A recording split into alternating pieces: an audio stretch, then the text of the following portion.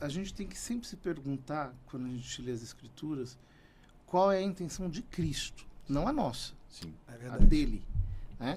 Então, por exemplo, por que nosso Senhor escolheu 12 apóstolos e não 13 ou 15? Porque ele está fundando um novo povo, assim como os 12 patriarcas de Israel são os 12 filhos de Jacó, e eles formaram as 12 tribos. Ele quer assinalar: nós somos um novo Israel, nós estamos começando um novo povo. E isso vai até o livro do Apocalipse, quando você vê a descrição da cidade santa de Jerusalém. Ela está fundada, a Jerusalém Celeste, ela está fundada sobre 12 alicerces, e ali se diz, são os 12 apóstolos do Cordeiro. Uhum. Então, por que é importante isso? Porque a igreja não é um ghost, um ente etéreo que não tem concreção. Cristo realmente deu essa concreção. E a intenção dele era essa. Era que a igreja fosse também algo concreto. Né? O cristianismo não é só um ethos, uma ética, em que eu falo assim, não, eu tenho que ser bom, eu tenho que viver. O cristianismo, de fato, ele é uma tradição religiosa que remonta ao próprio Senhor. Uhum. E isso tem que estar muito claro para nós. Porque senão a igreja se torna uma espécie de ente indeterminado. Não é bem isso.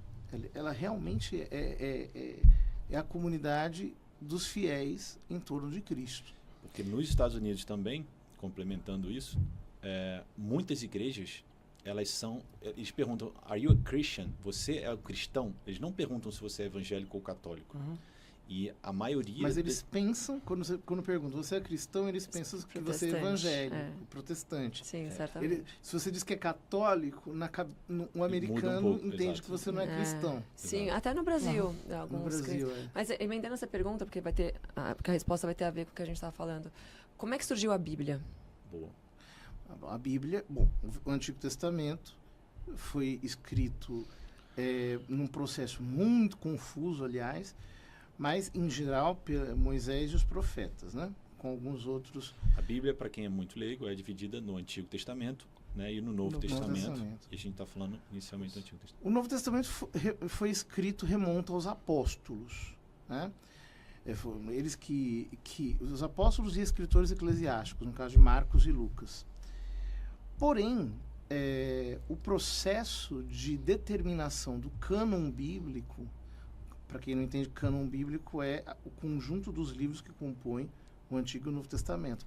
Foi um processo... Deixa eu só fazer um parênteses para o leigo entender, tá? Então, eu estou entendendo porque eu estou assistindo The Chosen. E The Chosen são os discípulos que escreveram o que eles vivenciaram e viveram com Jesus. Então, daí saíram os livros, né, que o senhor está comentando. Isso, só para o leigo entender. Exatamente. Então, o que acontece?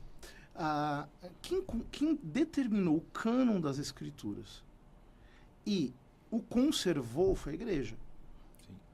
Porque não tinha como haver outro modo. Católica no início. No início, os monges eram copistas. A atividade dos mosteiros basicamente era escrever a Bíblia o dia inteiro.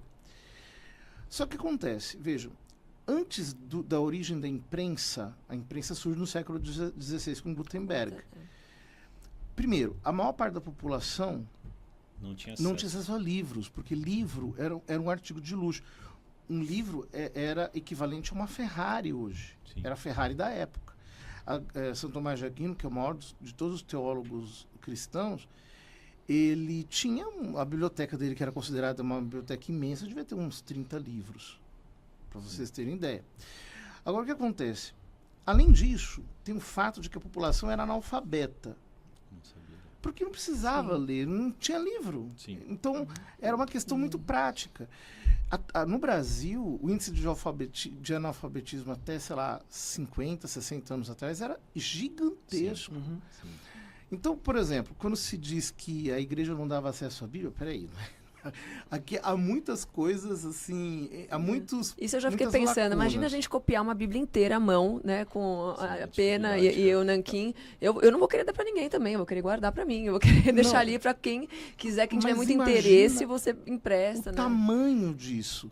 Porque os livros, como eram escritos à mão, e eram todos eles em papel Costurados, Uma minuciosamente, dificuldade de era uma Nossa, coisa... imenso. Era grande, E uma né? outra Exato. coisa, em épocas, pensa, Idade Média principalmente, você tinha ali invasões árabes, invasões muçulmanas, você tinha que proteger também aqueles livros, porque inicialmente na igreja primitiva eles também eles queimavam as Sagradas Escrituras. Então Roubavam, existia essa isso aí. preocupação até Agora meados. vocês vejam o seguinte, os padres da igreja são os bispos, em geral, que no primeiro milênio até o começo do segundo milênio deram a sustentação teológica para a fé cristã. A pregação deles era baseada na Sagrada Escritura. E era uma coisa inacreditável. Você pega um sermão de São Bernardo, são versículos costurados, é um negócio fora do comum. Se você pega, por exemplo, São Ruperto, que foi um padre da igreja que comentou a Bíblia versículo a versículo. As pregações desses homens era escritura derramada Sim. sobre o povo. Então, dizer que a igreja sonegava as escrituras ao povo é que a igreja católica existe antes da imprensa. Sim. Não é uma religião da imprensa, ela existe antes. Mas Existia eu acho antes. que um ponto de comum E acordo... só para terminar, Desculpa. e veja, até hoje as pessoas leem a Bíblia e não entendem. Uhum. Por quê? Porque a linguagem que ali está é uma linguagem de difícil compreensão. Exato. Eu vejo, por exemplo, pessoas que chegam para mim e leem o Velho Testamento e ficam escandalizadas com o que tem ali. Então, o que os padres da igreja faziam? Era pregar Cristo através do texto sagrado. Sim. Então, a compreensão das escrituras, ela se torna muito mais fácil, muito mais simples, muito mais verdadeira. É uma questão. A gente vai chegar aqui, eu vou falar alguns versículos da Bíblia e vou pedir a interpretação de cada um, até porque a gente vai ver que as interpretações são diferentes justamente por esse ponto. Mas eu acho que a Bíblia é uma coisa em comum das duas religiões, né? Um ponto em comum. A gente entende que a Bíblia é um livro sagrado que direciona a vida do cristão, certo? Com Nas certeza, duas religiões. Com certeza. Sim, com a diferença de que, no caso, Lutero excluiu 7 livros que são chamados deuterocanônicos, né? Que eles são utilizados na Igreja Católica. São utilizados na Igreja Católica. Então também desde servem como séculos base antes. bíblica. Sem O que dúvida. já é diferente Sim. da Igreja Católica, da evangélica, que só usa a Bíblia. A gente tem 66 livros, né? A Bíblia evangélica, vamos dizer assim, e a Bíblia católica, 73. Aí tem os livros canônicos que são acrescentados. Enfim, um usa, o outro não usa, né? Mas, enfim, que eu sempre falo, assim, os Mas, princípios... poxa, de 73 e 66 são iguais, deveria ser mais... Deveria ter menos divergência entre as religiões do que tem hoje em dia, né? E a maioria, eu acho assim, que de verdade as pessoas, em vez de, vamos dizer assim, graças a Deus a gente não vai aqui, enfim, eu estou muito feliz, né, da gente estar aqui, porque não existe um confronto, não existe nenhuma afronta, mas existe a gente fluir em Deus. Então, basicamente, a gente está aqui, todos nos esforçando para cumprir os princípios de Deus.